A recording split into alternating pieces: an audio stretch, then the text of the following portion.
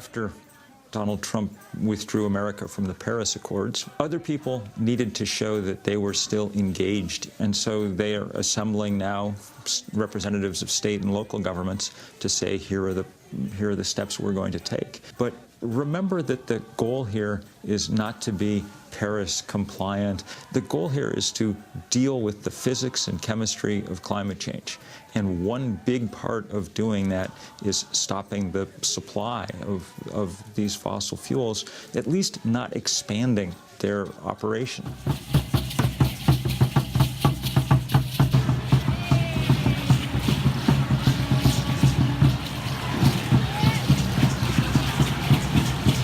The other thing to realize is money is the oxygen on which the fire that is global warming burns, and we're working hard to try and staunch that supply.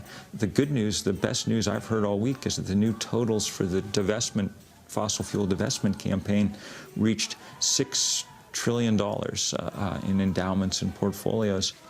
We've asked for the last 5 years for institutions to sell their holdings in coal and oil and gas. I mean, as of August, entire countries, Ireland in this case, were announcing that they were divesting from fossil fuel.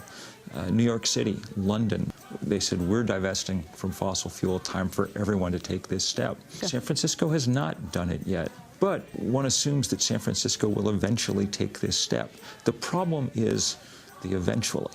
We don't have a hell of a lot of time left to deal with the crisis that we're in. Doing anything less than all we can do is not okay at this point. Climate change is the thing that we'll never, ever get another crack at, you know? The years that we waste here are years that are tipping us into a kind of permanent climate chaos. And we should stop acting surprised when bad things happen as a result. What gives me hope is the movement that's arisen. You know, there were tens of thousands on the street here in San Francisco on Saturday, but there were also people in huge demonstrations at 900 or 1,000 other places around the world. Solidarity forever. Solidarity forever. For the union makes us strong.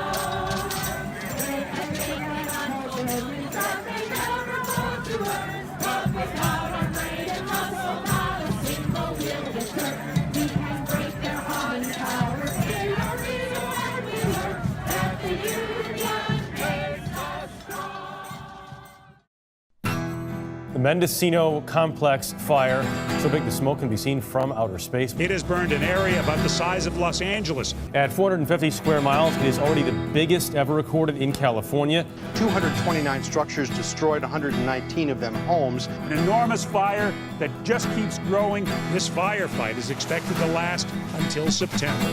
We only had 15 minutes to get out of our place, so basically we got the kids, the animals, the necessities.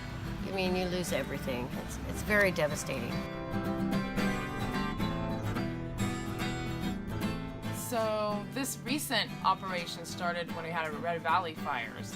So October 2017, I took to Facebook and reached out to the community, and then it hit nationwide. It is the only functioning operating donation center in Mendocino County. So we have a check-in situation where we check people in and verify them, and then we have really good, credible outlets for donations to come in here. We help at least 28 people on average, 28 families. Yeah, and it can change. It can go up to 50 a day. Jeannie, how can I help you? It's a struggle. I mean, not only dealing with, losing everything, you have to deal with mounds and mounds of paperwork. The paperwork is off the charts. You need to fill out an NCO disaster application. Okay, I will do that. What has enabled you to go on? My kids and places like this that have helped us. People like Danelle and, all these fire places have really helped out a lot tremendously. And they've helped us, rebuild. This is all wonderful, and I would really like to keep it ongoing, but I need finances. I need financial contributions. Every dollar goes a long way. There is rent. The first 7 months with Red Valley Fire, we had 2 places donated for 7 months, but then after that, back to business. We have the Potter Valley / Red Valley Fire page on Facebook. We have over 9,000 members and 60,000 followers. So with that, I'm really hoping that if every single person on there, or every single 60,000 follower is to donate just $1, we can keep this program going to help many people. I mean, the trickle effect, it will be phenomenal.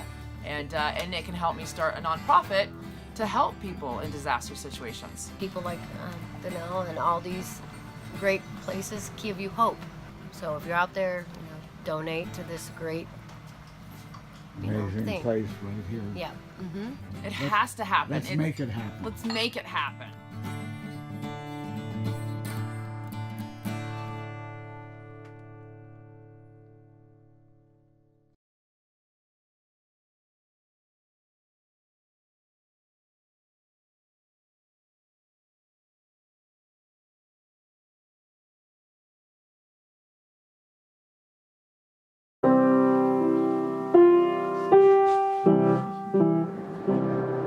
We're on our way to visit Jean Neer, who's 103.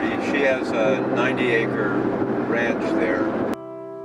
I didn't play the piano for, I guess, 10 years. And lately I've been trying to bring it back up. And the piano is fun. It just makes life interesting. She studies Tai Chi, right? She started studying Tai Chi with me something like 15 years ago. Do you remember why you started doing Tai Chi? There was a time when I saw some people doing Tai Chi, but I was just fascinated with it. And I came back home and I remember talking to Leo, who said something about you being at the senior center. But I remember coming and I sat and watched you. Get your arms raised. The Tai Chi class at the senior center has been going on 19 years. We've canceled one class in that time.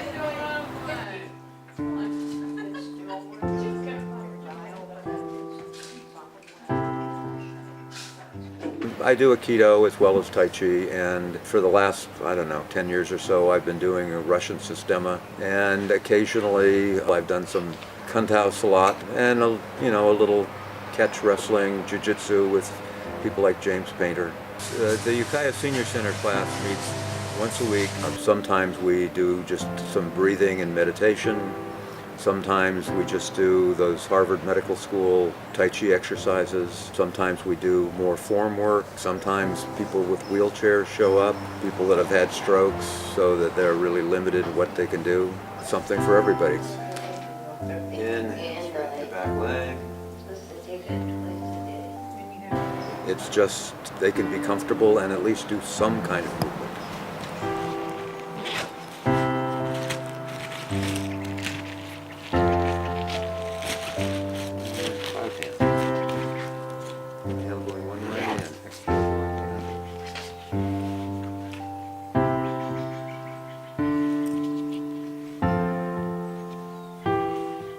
I don't know why I was so determined that I wanted to do Tai Chi, but I was. Yeah.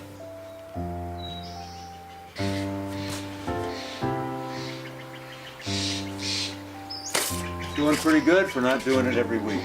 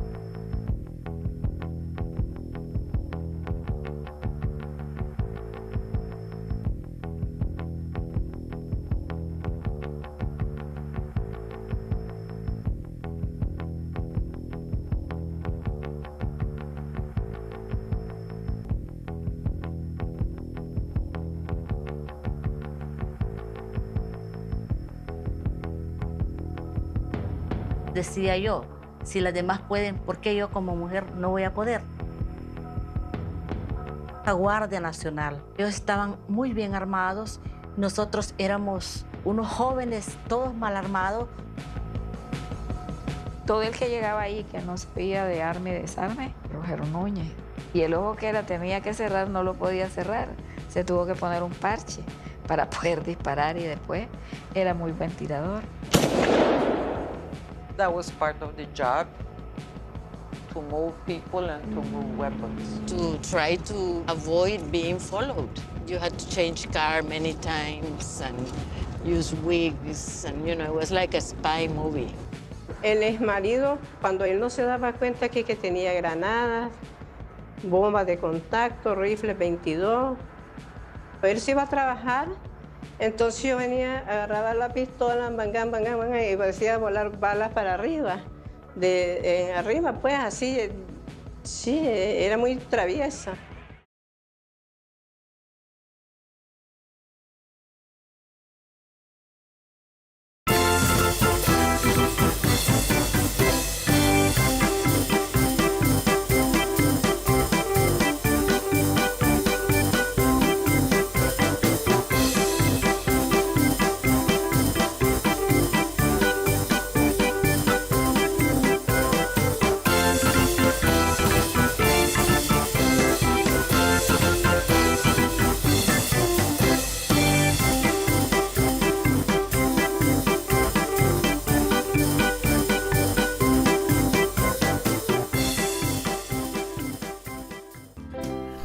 Weight 190 or 200. Hair brown with plentiful natural oils. Skin smooth, fair, calluses on the extremities. Chest goodly, beard sunburnt, roan curly. A dangerous eye and a smile for ladies, what is popularly called a lively visage. You'll feel that way at first, Will. Shoot, it's the job, boy. The pension endangered. Oh, come now, Willie. You've been on the wagon before. It won't be long. We've poached too many deer for any formalities here. You can never be only a prisoner, but the law is the law and the ladies are relentless. Though the men of Buffalo remember you well, you've left too many bar tabs to be out of season here. Oh yes, Willie, we'll see a lot of each other. Mind you, who else do you have with Tilly gone? Snap out of it, Willie! Buck up! It's just your fancy.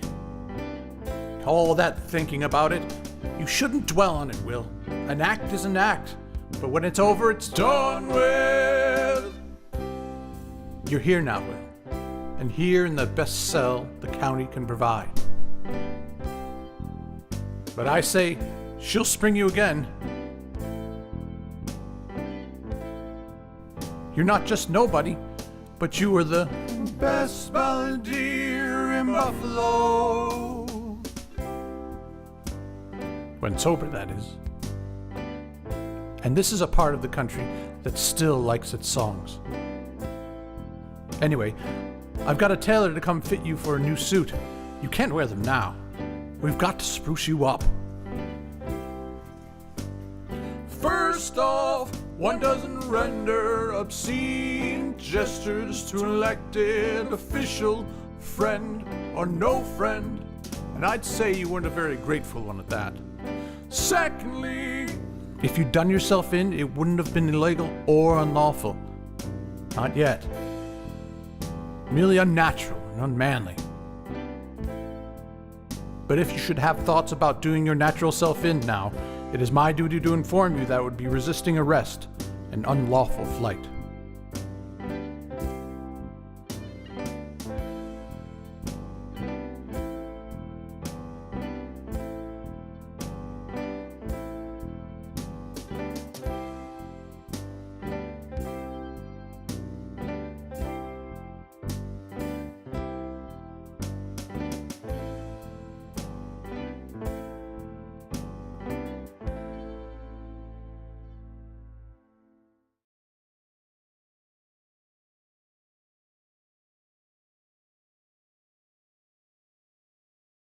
America is unique. It's the richest democracy with the worst poverty.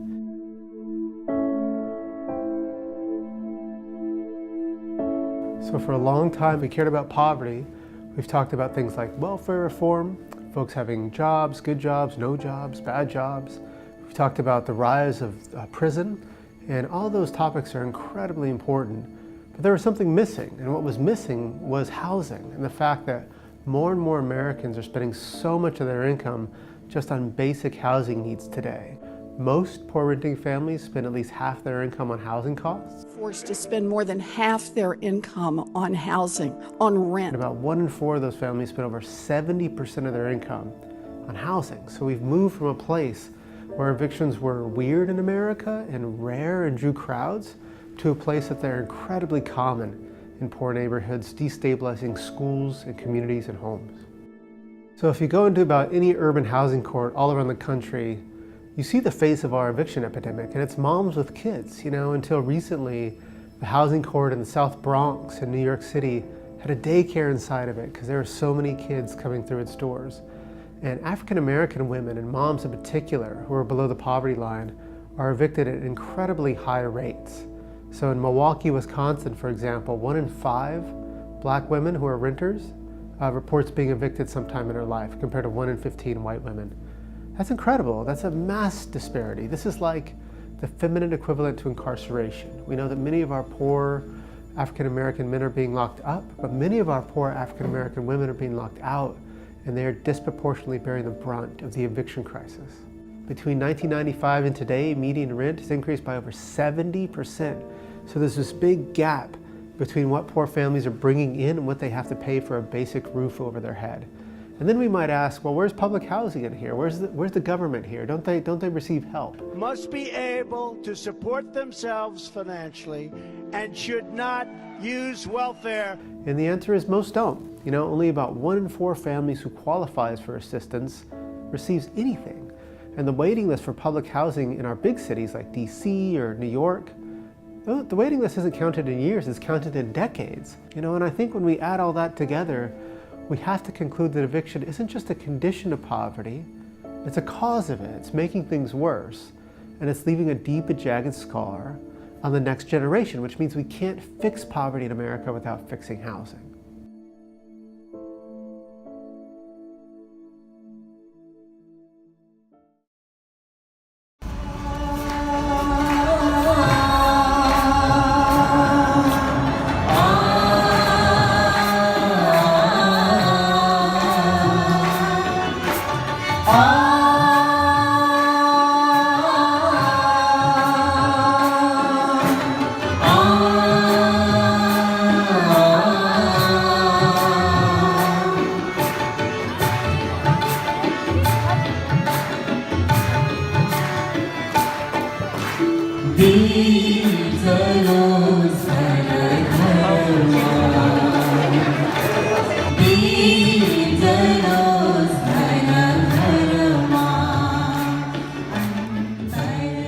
This trip is very special because Shuanji's first trip to America and to a lot of places.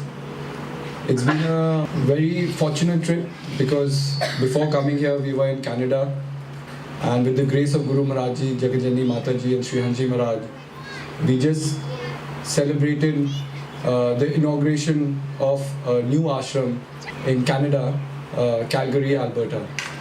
And it's a work in progress. All ashrams are a work in progress. I guess all the premies also know that even this ashram is a work in progress only after so many years. But that's the beauty of an ashram, because it also grows with the people that it nurtures, you know, in its vicinity. And an ashram is a place where, you know, our differences of culture, our differences of languages, our differences of our upbringing can be put aside, and we can be united in the bonds of humanity. So it is indeed a great opportunity to sit in the feet of the Master. We all on a journey. We all search for our own meanings of life, for our meanings of expression, what makes us satisfied, what makes us content. And that's how this community is formed. So our search has brought us to this common place, you know, where we all, irrespective of our differences, have a common grounding, a common footing. So to experience the truth is sometimes also easy, because truth sometimes is not only manifested through words, sometimes it's manifested through gestures. Sometimes an unknown person can share something with you or can guide you in certain ways that can be very profound or life-changing for you. So these experiences are very profound, and we have in some way experienced them. But the third thing that Gautam Buddha says is, be ready to let everything go is sometimes the most difficult. And if we all look back into our lives, the reason why spiritual progress is sometimes difficult or sometimes time consuming is that we have not learned to let go of what is meant to let go. And if we see that so many people live their life with regrets, it's a very simple example. There's so many children here. If you speak to a child and you ask them what they want to do in life, they will give you their ambitions. Someone wants to become a doctor, someone wants to travel the world. If you talk to someone about life, the older we are getting, the more regrets we have. There's a very beautiful saying which says, cover earth before earth covers you. So it's very strange, because we are all here for this experience. A lot of people can pose very philosophical questions, and questions have existed since time immemorial. Since man or mankind have been searching for themselves, the questions have not changed. We ask, what is the meaning of life? What is the meaning of my existence? And someone very beautifully put it, that the meaning of life is to live. We are all here to live and to gain experiences. Now, it does not mean that life will always be will greet us with a smiling face. Life can sometimes be filled with struggles, challenges, shortcomings, disappointments, and that is what completes life. If we were living a life where there were no struggles, everyone was very happy, we would lose the value of what happiness means to us, or what true satisfaction means to us. So it is very important to understand and learn from our mistakes. But the fact is that if I can let go of my past, then I can move forward. And that letting go is a very difficult process. Why? Because the mind's habit is to revert back to where it was not satisfied. And that is essentially the nature of ego. So in a way, to find oneself, one has to let go of the past. Because I've said it again and again, the past is only a memory. And if you have beautiful memories, life is beautiful. But if we hold on to all the negative memories, or this one said this to me, this one said that to me, then I don't think that the future is very bright for us. Because as time passes, we, fill our life with regrets, with disappointments, and truly we cannot understand our true potential. So it's very important to let go of the past. This is where meditation comes in. Because meditation teaches us the importance of the moment that exists and the moment that is true. And that moment will always be here and now. Whatever you've experienced in the past is the past. Sometimes life is very difficult, no doubt about it. Sometimes we have gone through experiences which cannot be easily overcome. But that is what life also is. Each moment gives us a new opportunity, gives us a new potential to move forward. And the only way to move forward is by letting go of what has happened to us.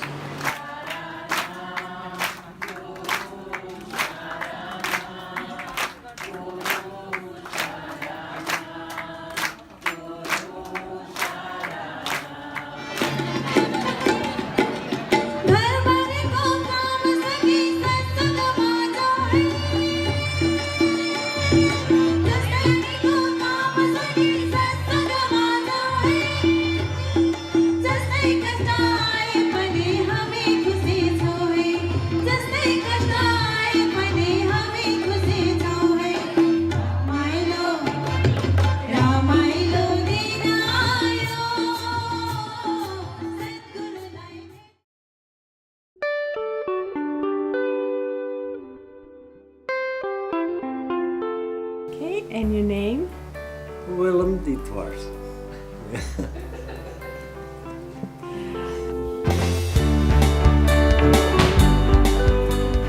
Willem de Tars has brought home to America the magical leap from Kung Fu master to shaman that a few of the very best of the Indonesian masters embody.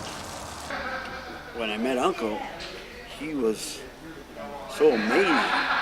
I look at him and he moves like a 21-year-old. Age is only a number, but getting older is actually getting younger in spirit. Once the spirit feels it has an uplift for feeling young, that means it will nourish your body because your mental mindset is already with the thought you are young, but you are not. It's just a process of numbers. That's all. I do martial art to share with people. What can you do to become healthier? The fighting, well, you don't have to go far. Go to Afghanistan. You see plenty of fighting. You practice martial art to bring it farther in life, to share orders, to grab, hey, this is what you can do, okay? So, slowly with this, see here? Where was every one of you 1942, 1945, when the Japs invaded Java? The Japs came, they beat the crap out of the Allies. Before I know, I went in the camp. I learned martial art there in the camp. Why? I had to defend every little piece of meat I had. When the Japs came, it was hell. They found out my friend who was 17 was making a radio. And so we heard the news, Tokyo rose. And they brought him to the Japanese Kampitai, military police. We heard him scream. The next day, we were assigned to clean the office. What was his bone from his brain was against the wall. We had to scrape it. We had to clean the floor, but much your body was. There was so much conflict, so much fighting, really. And I've been in 8, I've been step 2. And because of a lucky, stupid thing, I survived. Not technique. Hell, technique is nothing. You don't think about technique the moment you see. Sure, stupid thing. Uncle's greatest contribution is his passion to increase human potential.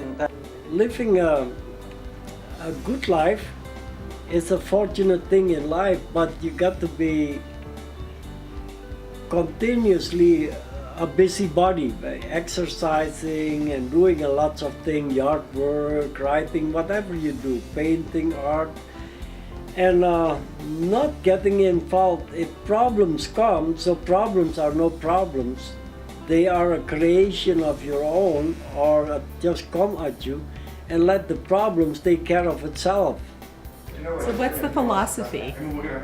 Philosophy is good laughter, enjoy life for what it's worth and what life gives you, and you cannot expect out of life too many things.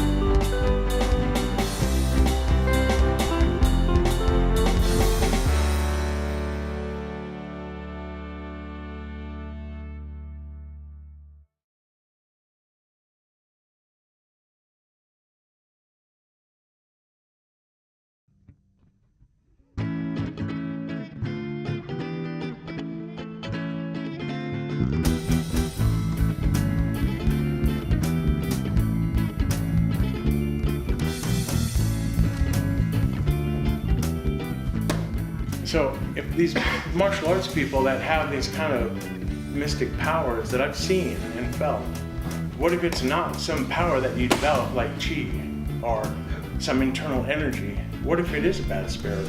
You know, what if it is a demon? I don't know. But see, that's the thing. Like, that's why I'm posing the question to you guys. Like, what is it?